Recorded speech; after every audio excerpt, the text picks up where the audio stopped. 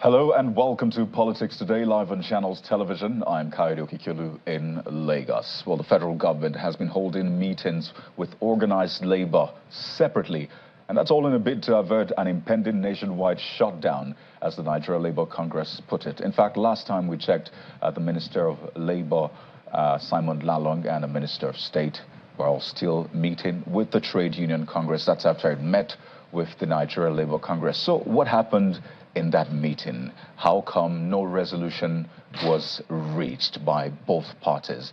Not to worry. We'll bring you details on the show, as we'll be speaking with the president of the Nigeria Labour Congress tonight. There you see him at that meeting.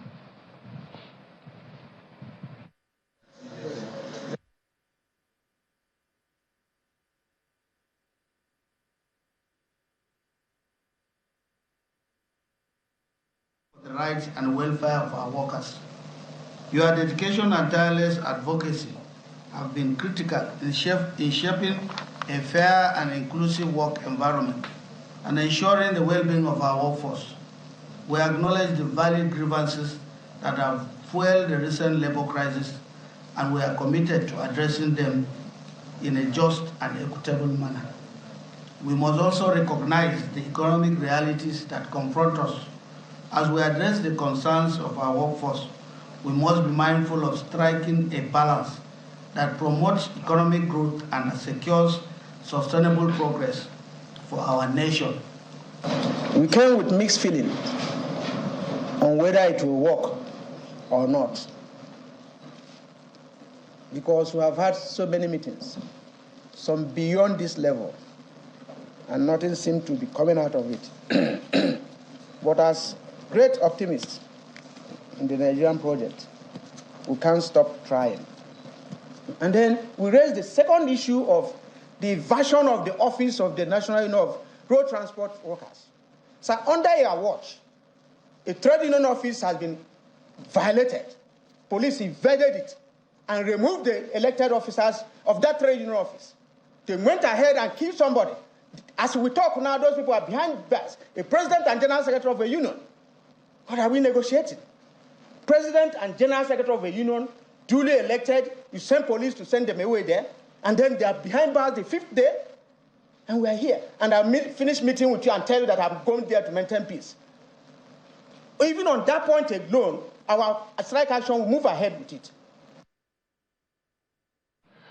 So they see the passionate presentation from the NLC President. It will form a major part of our conversation tonight. But first, let's tell you about President Bola Tinubu's trip to New York, where he'll be attending the 70th United Nations General Assembly. Well, tomorrow is a big day for the president, as he'll be delivering his inaugural national statement on the floor of the United Nations headquarters. But just before that, today, the president held what was described as a fruitful cross-sectoral discussion with South Africa's President Cyril Ramaphosa, as a first of many bilateral engagements with counterparts across the world. And that's according to a statement which was put out by presidential spokesperson Ajuri Ngelale. Put out a picture of President Bola Tinubu meeting with South Africa President Cyril Ramaphosa earlier today. And that's when the president arrived, and of course he had that meeting with President Cyril Ramaphosa. The details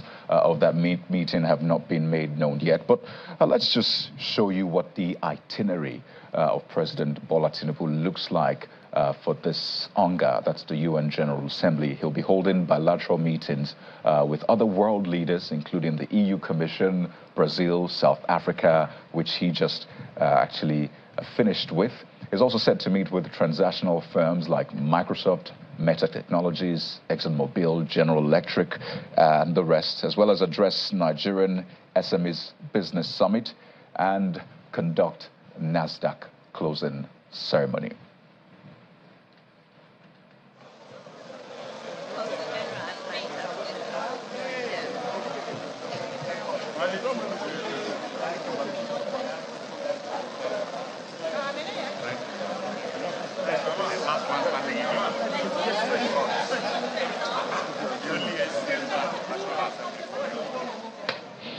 Well, Channels Television is live in New York, and we'll be bringing you a blow-by-blow account of that event and President Bola Tinubu's engagement. And just to let you know that Vice President Kashim Shettima had also been attending another multilateral event, the G77 Plus China Leaders Summit in Cuba, but he's back in the country.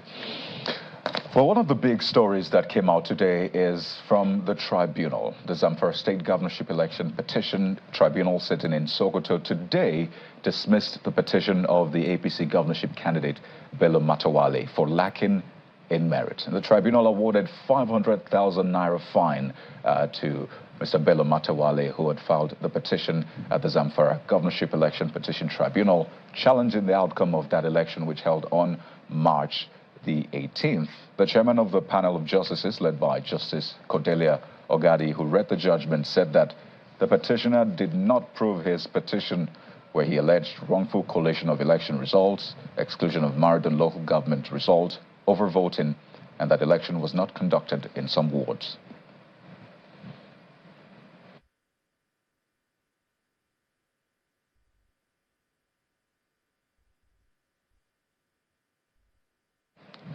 And just quickly, let's tell you that it's another set of appointments by the president. This time, he has approved the appointment of 18 special advisors and senior special assistants in the office of the vice president.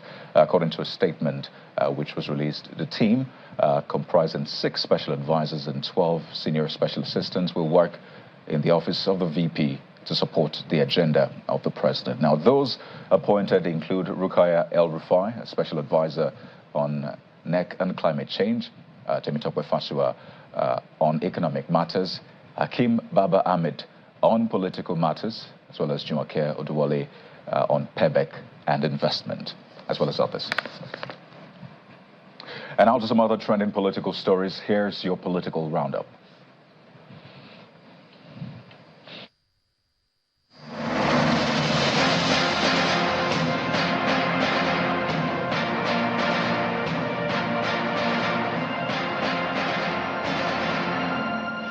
Governor of Abia State, Mr. Alex Oti, has promised to emulate the leadership style of the former governor of Old Imo State, Sam Mbakwe, leaving a legacy that will make his fit into the shoes the visionary leader left behind.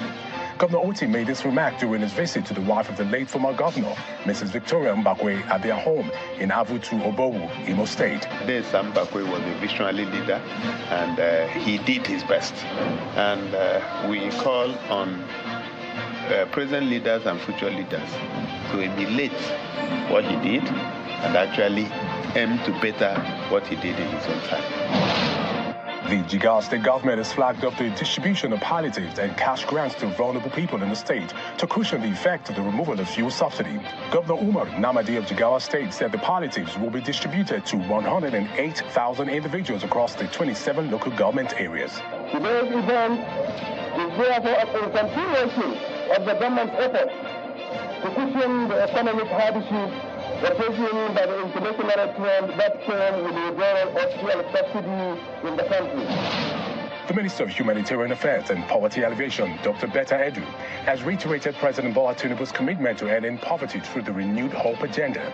The minister made this known during the flag off and distribution of empowerment equipment to the internally displaced persons in Gwagwa Shiroro, local government area of Niger State. She expresses President Bola Tinubu's concern over the rate of out-of-school children, adding that education is crucial to wiping out poverty in the country, as she assures the IDPs of federal government interventions. Having out-of-school children is not okay for Nigeria. Education is foundational, and if we must fight poverty, we must return our children back to school. Because that's the key, that's the beginning of ending the cycle of poverty.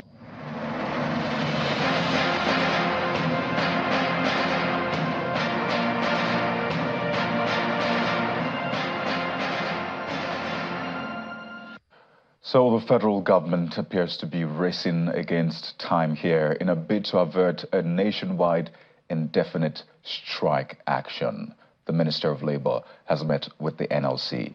He's also meeting with the Trade Union Congress, all in a bid to perhaps meet up with that deadline, which is set for this week. Recall that the NLC had released a statement where it gave a 21-day ultimatum at the beginning of this month. So what exactly played out in that meeting? What were the issues that are outstanding, as it were? Because what we hear is that that meeting ended without a resolution. You listened to the Minister of Labour speaking earlier and also the President of the NLC. And joining us on the program to give us an insight into what the issues are, what is at stake, what progress has been made, and is there perhaps a zone of possible agreement? We're joined by Comrade Joe Ajero, who led the NLC's delegation to that meeting. He joins us virtually on the program tonight. Thank you for joining us on the program, Comrade Ajero. Well, we see that that meeting did not end the way a lot of people would have expected. Perhaps resolutions met, a definitive statement made on the impending indefinite strike action. So what exactly played out in that meeting such that resolutions were not met or made, as it were? Well, the meeting was quite friendly meeting, quite engaging, because the issues have gone beyond the Minister of Labour, apart from maybe one or two issues that came up, after the withdrawal of subsidy. You will reflect back to discover that there's already a presidential committee that is kind of interministerial that was discussing the issue of CNG gas. That the Minister of Labour can work on it. The issue of refineries, the Minister of Labour can work on it. The issue of wage award, the Minister of Labour cannot give any award, wage award. The issue of even cash transfer, the ASTRI issue, all those issues are beyond the ministry, especially when discussions are already ongoing on all these issues. But the minister only is competent enough to mediate on issues between Labour and the federal government. As Minister of Labour, so conciliator to conciliate on it. Apparently, that was under the premise that the minister invited us to see whether he can apprehend the issue of industrial crisis between Labour, and the federal government. So on that note, the minister appealed to the Nigerian Labour Congress, asking for more time for federal government to come out a position that will be mutually agreeable. But we insisted that the federal government has enough time. And we went back, I joined the meeting hoping that he will consult his principals for us to equally resolve this matter before the end of the next 3-4 days. That will be the period for the expiration of the ultimatum. So that was the meeting we had. Quite friendly. To the federal government, as the Minister of Labour requested. I can't get you. You said that the Minister of Labour sought more time, asking that you give the federal government more time to resolve the issues. And my question is the NLC particularly now giving the federal government more time? So we agree that the federal government had had more than enough time for the past 4 months. And that even if there is commitment, a genuineness of purpose, that between now and the next 3-4 days, the issues will be resolved. And we hope that the minister will work with us within these next few days to make sure we resolve the matter. Right. We understand that the meeting is expected to continue tomorrow. Can you confirm that?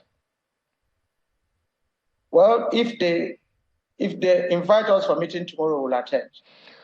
But okay. There is no station tomorrow's meeting.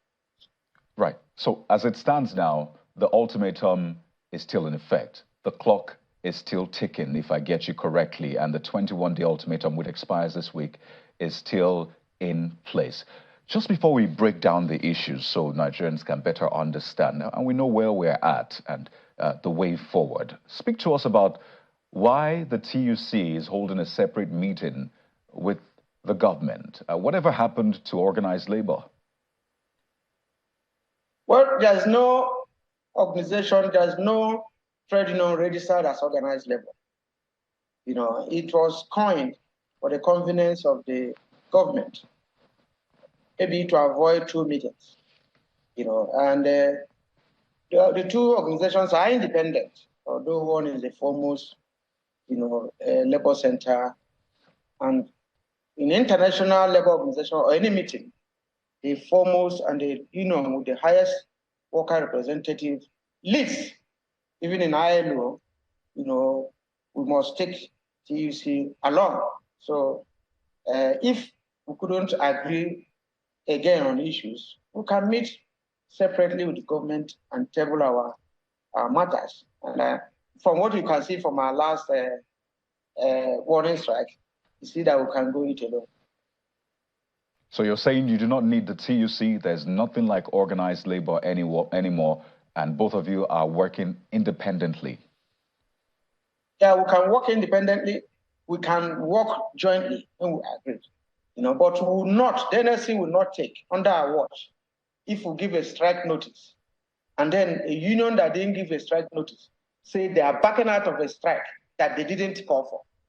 So every union can give their strike notice. TUC can give their strike notice and go ahead with their notice. NLC can give their strike notice and go ahead with their notice. But if TUC gives their strike notice, NLC will not come out to say that they are not part of it, or they didn't even say they were part of it. So those are things that are being streamlined now, and I think that maybe the ministry is enjoying it. Oh, are you saying that this is perhaps a divide and rule tactic from the ministry? So I'll say a divided house cannot stand. A lot of people had seen the NLC and TUC together. So are you blaming the federal government for dividing the NLC and TUC? No, the government is doing what they're supposed to do. There are about 50-something industrial unions in the country. The federal government meet them individually. Any of them can call for an action and address their issues. Ditto the centers. NLC is made up of about 50-something trade unions. Even within that trade union, 50-something, each of them can take an action. So the NLC is independent, the TUC is independent. If they like, they come together on an issue that is mutually affecting all of them. But on this issue, if the TUC say that is the subsidy removal, does not affect their members, and the NLC say it affects their members, you see that each one will pursue it in their own way. TUC may have a way they are pursuing theirs, and the NLC has a way they are pursuing theirs. What is important is for us to achieve, the aim for which the trade union organization is set up. So let's break down the issues, comrade, so we can have a fruitful conversation for the sake of our nation.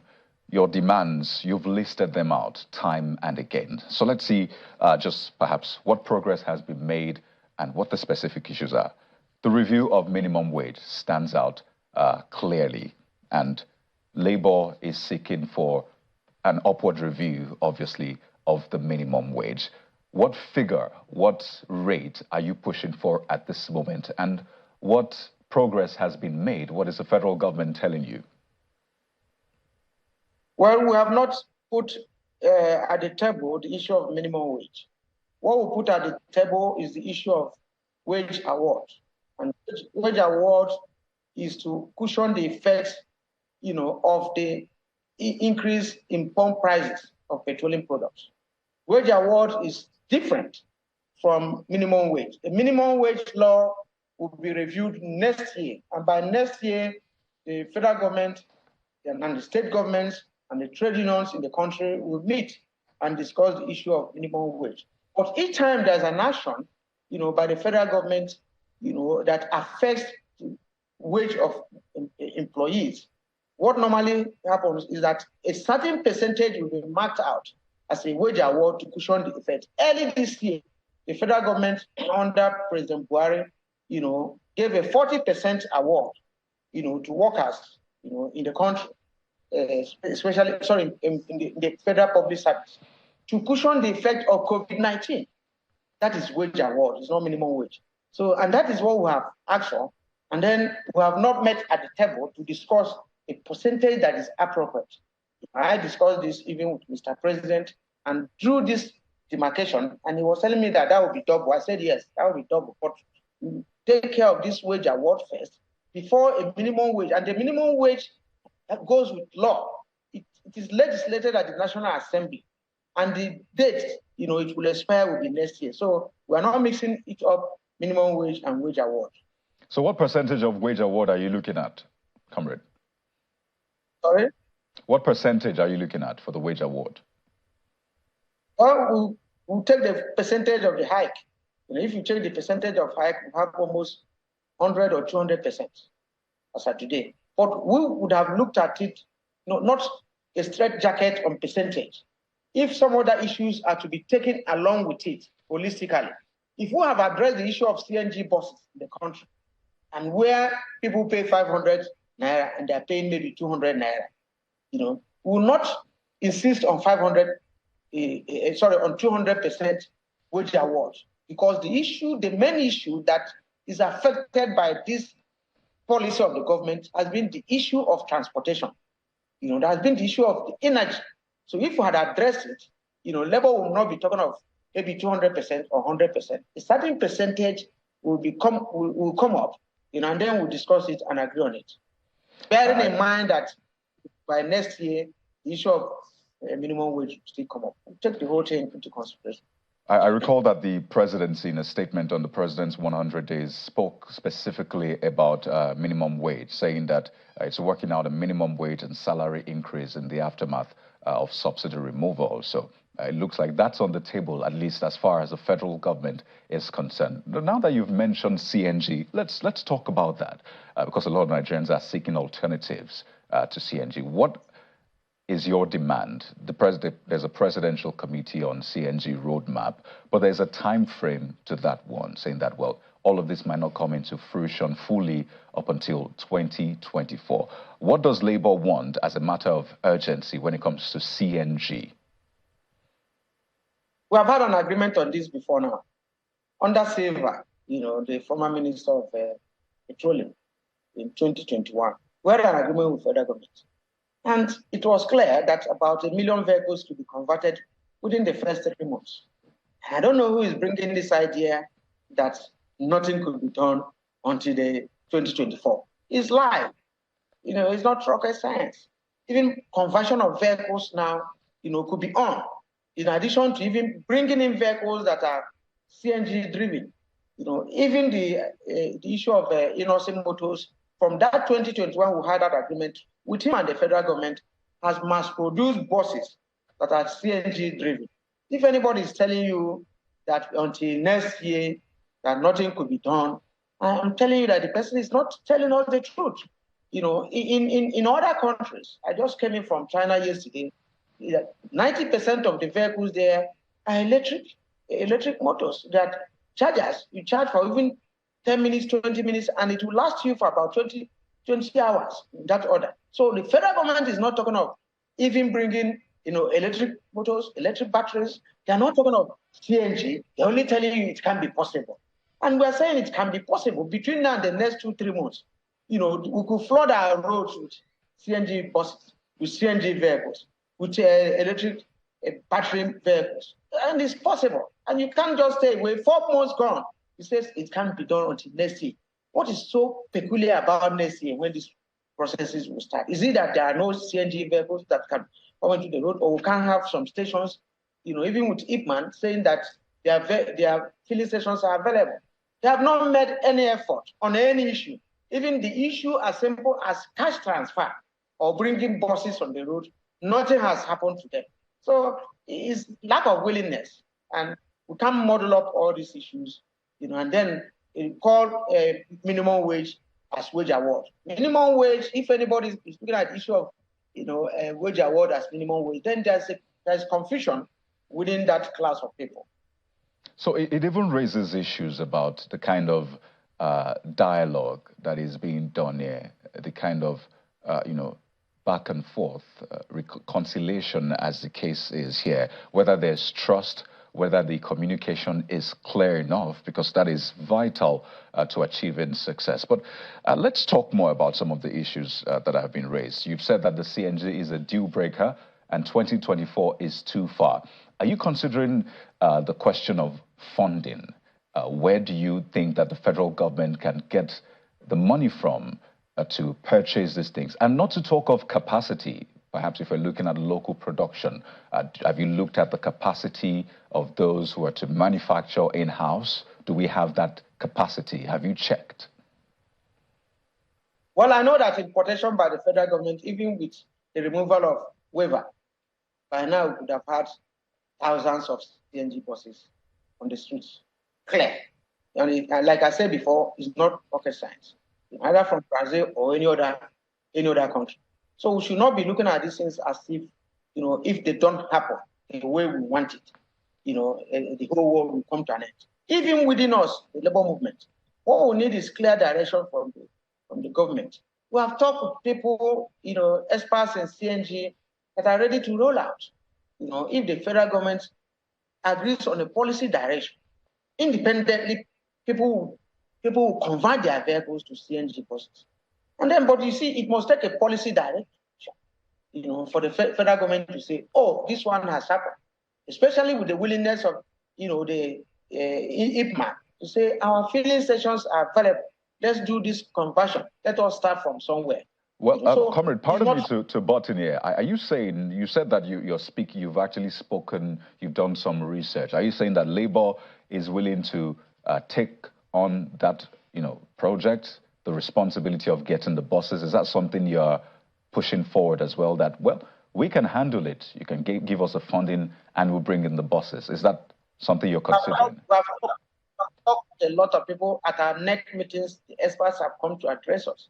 But the most scandalous part was that where the experts were telling us that they could convert a vehicle for 280,000, and that they could provide facilities for workers to take loan from some banks and pay for a period of about 3 years, the amount used in conversion. Now, the meeting we had with the federal government, they were proposing the same conversion at 800,000. Now, this is why we are saying we can handle this, at a cheaper cost. But they want a CNG conversion process that is pioneered and driven by the federal government. And it can be driven at that amount, at that rate. So these are issues that we need to harmonize, before they stop conversation with us. At least some of these things are laughable. Well, what a lot of people know is that governments will undertake that project, contract it out. But it's quite interesting that you're suggesting that, well, federal government can actually give you that project to handle. And let them ease it out. We can handle it easily. All right.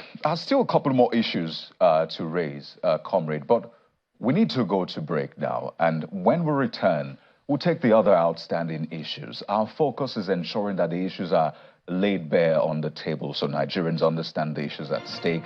And of course, we have a well-rounded debate for the good of our nation. So stay with us. And when we return, we'll also be turning our attention to the upcoming election, particularly in Kogi State. We'll be speaking with the government in a moment. Stay with us. Well, welcome back to the program. Let's continue with our conversation with the NLC President, Comrade Joe Ajero, on today's meeting, which the union had with the Ministry of Labor. Thank you so much for staying with us, Comrade. Well, we're winding down on this conversation. And just to be clear, the ultimatum, when does it elapse? Is it a Thursday, Friday? When this week does it elapse exactly? Friday.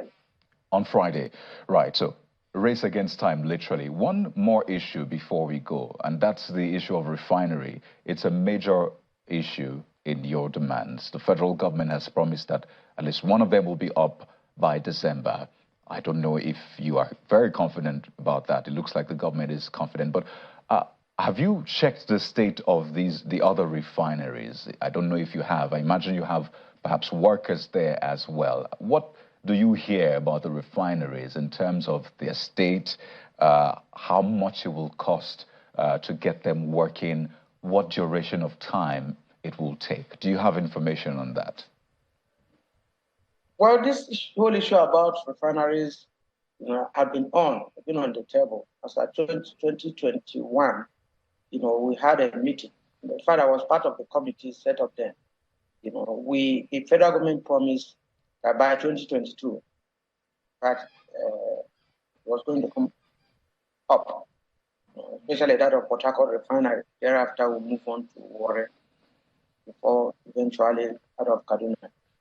So by mid-2022, we made inquiries, raised issues around it, and they promised that it was going to come up by December 2022.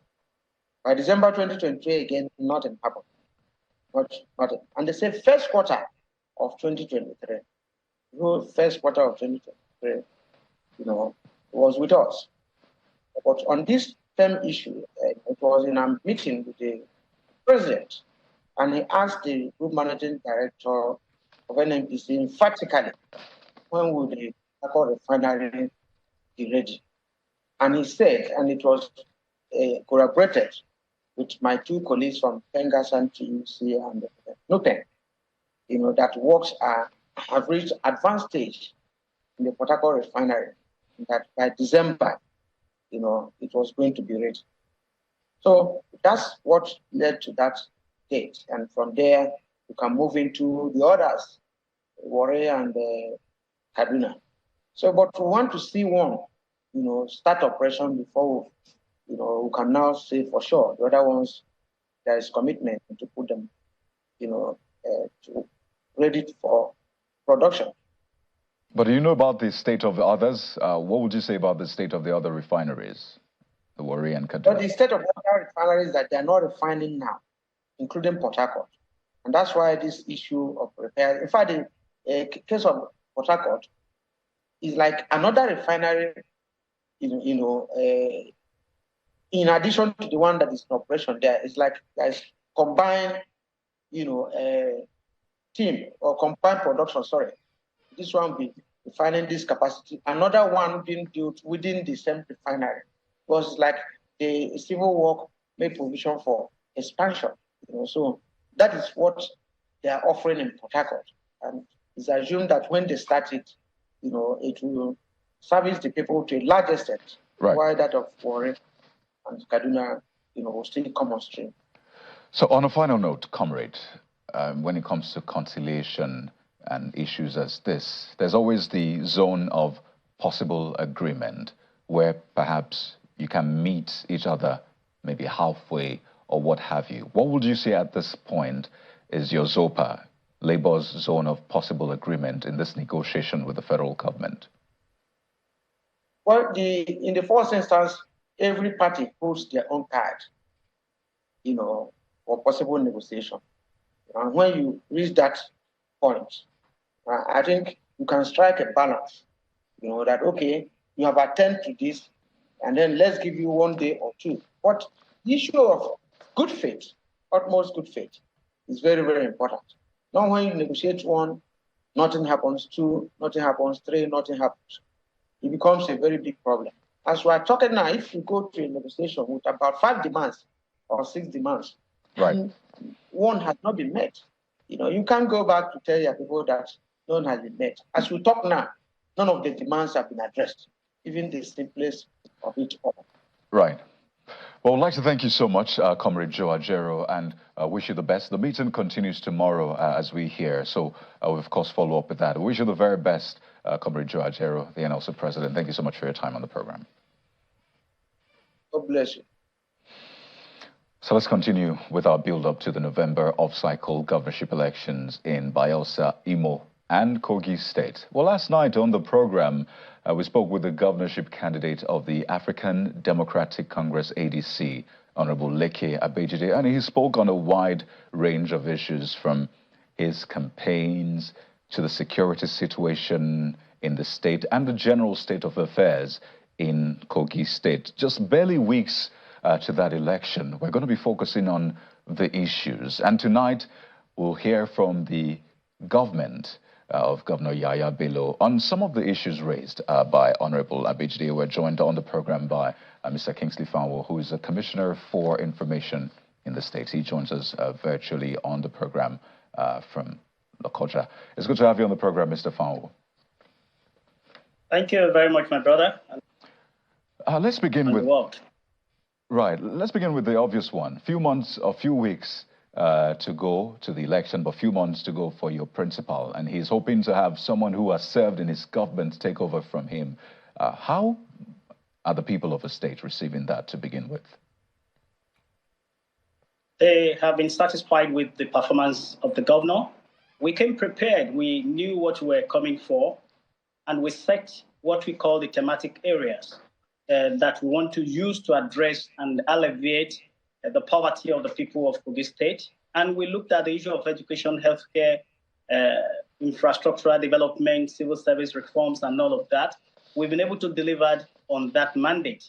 That was what won him his second term in 2019, and also gave the party massive victory in February and March 2023. So we are very confident that the people are satisfied with his performance as governor, and they will continue to keep faith with his party. So let's talk about the issues raised by the ADC candidate, some of them. And first is the court order that was given that he should not be arrested.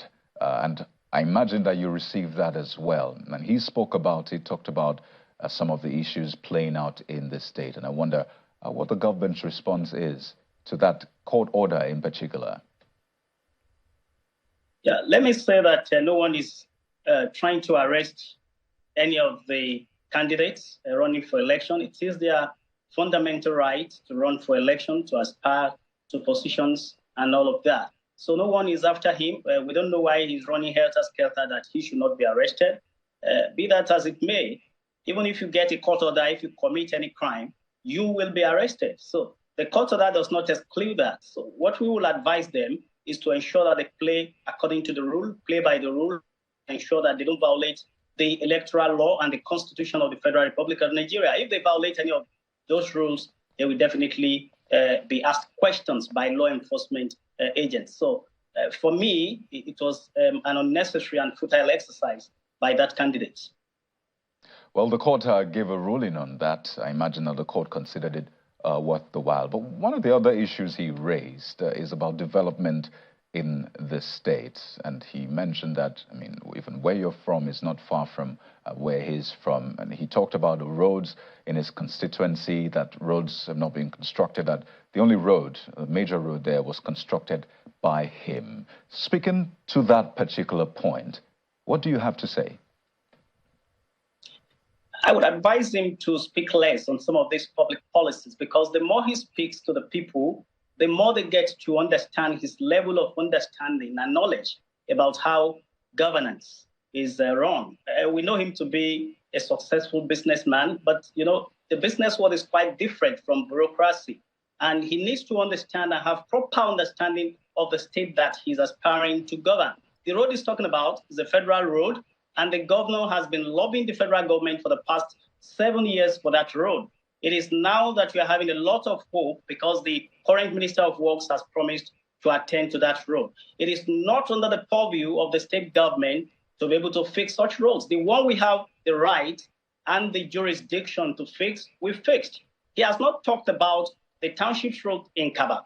He has not talked about the township roads in Okene, in Nampa. He has not talked about the road that starts from Aingba and runs 56 kilometers all the way to Ida. He's not talking about all these roads. We are fixing the roads that are under the purview and jurisdiction of the state to fix. That road is a federal government road. It is also an indictment on him as representative of the people for failing to be able to lobby the federal government through the Ministry of Works as the representative of the people that have been affected by that road. That is a failure on his part. You cannot take your failure and put it on another person. He should commend the governor for what the governor has been able to do on the state roads. Another major point he made is about salaries, and it's been a major talking point, perhaps a sore point, from percentage payment. At some point, some people were even saying, well, they had not gotten their payment, and he made reference to a certain grade level in the civil service and how much that grade earns. And I'd like you to speak to the governor's performance in terms of salaries and wages. Thank you very much. You know, this has been a recurring issue for the past few years. When we were having the staff verification exercise, we decided to momentarily stop the payment of salaries. That is logical. That is native wisdom. If you are fixing a leaking pipe in your room, you cannot switch on your tap. So we switched off at that time to be able to mend it, which we did. And as of today, we are not owing as far as the state government is concerned. And I can say the same of the local government salaries. I've always been saying that it is not my responsibility to talk about local government salaries. But since these questions keep coming, I've also gone into a lot of research to be able to get some of these facts out. Let me give you the statistics. We have a neighboring state here. I will not want to mention the name of the state. It's in the southwest, starting with O, and it's our neighbor in Kogi state. Their population is 5.3 million, and they have 3,125 schools. They have 6,984 working in their suburb. Kogi, with a population of 4.4, has 2,759 fewer schools compared to that neighboring state. And we have 15,154 staff working on that suburb. You know, that is quite scandalous. It shows that the previous administrations kept on overloading the payroll at the detriment of development at the grassroots. And that's quite unfortunate. Let me also give you this. Let me also give you these statistics. You know, Kogi, with a local government staff strength of 32,156, is paying, the gross pay is 2.3 billion per month. Now, there is a G state in the north, a state starting with G. They have 34,000 staff strength, and the gross pay is 1.375 billion. That tells you that the salary scale of Kogi state is higher, far higher than most of the states around. Why has it taken it long? Covering about 6 states. Right, so why has it taken it... pardon me, Mr. Fowler, so why has it taken so long to resolve these issues? I mean, this is the second term for Governor Yaya Bello, ends in a few months, and percentage salary still persists. Why is it taking so long? It's not, he didn't start percentage salaries at the local government level. And if you check, more than 30 states in this country are paying percentages. I'm just giving you the reason why the local government would have to pay percentages. They've been able to overload the payroll. I just gave you the statistics. And even at that percentage, what they are earning is far higher than what they were earning before he came into office. Before he came into office, we were talking about 15, 20% to local government staff. One of the spokesperson of one of the candidates came here, the spokesperson to the governorship candidate of the SDP, Farouk Adejo. He was a former local government chairman in Olamaboro local government area. And for 3 years, he did not pay 100%, not a single month. And he's coming here now to complain that local government are not paying full salaries. How will they pay full salaries when they have overloaded the payroll with so much staff that were not needed? Some local government with 2 functional vehicles are having 23 drivers. So how are they going to be able to deal with that? And that's why I've given you the statistics that even at that, Kogi is still one of the highest paying states in the Federation today. So we have to anchor soon. But I'd like you to speak to this point. There are those who say that, well, the candidature of Mr. Usman Ododo is essentially Governor Yaya Bello trying to perpetuate himself in government, a 3rd term, they have said. And they say, well, they want to hear more from Mr. Ododo. They want to have him do interviews like this so they can interrogate the issues. And I wonder, what would you say to that as we wind down? Is he available to be interrogated on these issues, grant interviews like you're doing now? Let me clarify this before I answer that. You know, some of these things they are saying about is because they don't even have the knowledge of the state they want to govern. I would advise that when you want to govern a state, you need to have a proper understanding. If you don't understand where you are, definitely you will not get anywhere. So they need to properly understand the state. As far as I am concerned, and as far as I know, and I know a lot about it, Ahmed Usman Ododo is not related in any way to the governor. And when you are talking about a 3rd term, I don't know what it means. But, you know, he has come out to say he's going to consolidate on the achievements of the governor, and he's going to continue with some of the policies that have brought some of the best infrastructure into the states today. Nobody will want to depart from a quality policy that has done that. As to whether Usman Ahmed Ododo will be prepared to come here, I can assure you we've released the list of our campaign council today. It will be inaugurated tomorrow, and the campaign is being led by the Honorable Minister for Steel Development, Honorable Minister Prince Shaibu Audu. So we are ready. When it is time for him to talk, he will talk. At this time, well, it'll be good to have that conversation and interrogate the issues. You don't talk. You allow people to do the talking for you. But when you are ready to talk, you come out and talk. And we'll have to. We have to anchor at this point. Mr. Fanwo, clearly we have days to the election. I will still interrogate these issues. But we'd like to thank you, Mr. Kingsley Fanwo, is the Commissioner for Information in Kogi State. Thank you for your time on the program. Thank you very much. I appreciate it. Well, that's been the show for today, everyone. Thank you for joining us. I'm Kayode Kikilu. Goodbye.